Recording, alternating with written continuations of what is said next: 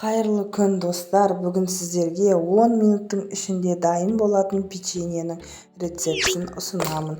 Осы видеодағы өте жұмсақ, нәзік болып шығатын печеньені бірге жасайық. Ендеше бізге қажет заттың барлығы видеода көрсетілген, барлық заттың құрамын описанияда қалдыратын боламын. Бізге ондай көп нәрсе қажет емес, сондықтан бұл заттың барлығы сіздердің үйлеріңізден табылады деп ойлаймын.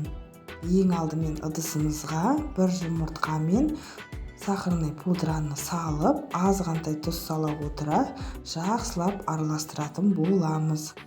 Осыларды араластырып болғаннан соң сұйық майымызды қосып, тағы да араластырамыз. Ұндарыңызды алдын ала електен өткізіп қойыңыздар. Бір қасық разрыхлитель салып, дайындап қойғанмын. Ұнды аз-аздан сала отыра, шанышқының көмегімен араластырамын. Қоюланған кезде қолымның көмегімен қамыр илейтін боламын. Біздің қамырымыз өте тез әрі оңай жасалынады. Өте жұмсақ, икемге келгіш болып шығады.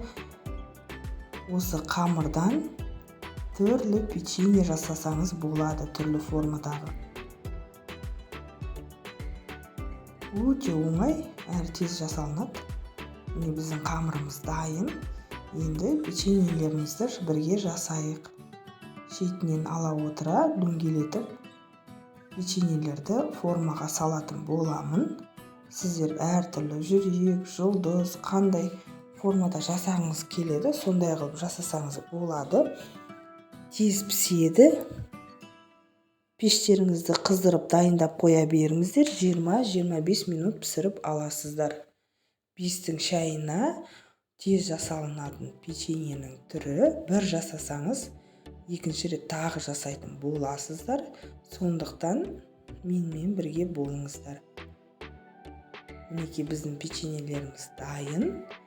Назарларыңызға рахмет. Сіздермен бірге болған салтанат. Алда талай рецепттермен бөлісетін боламын.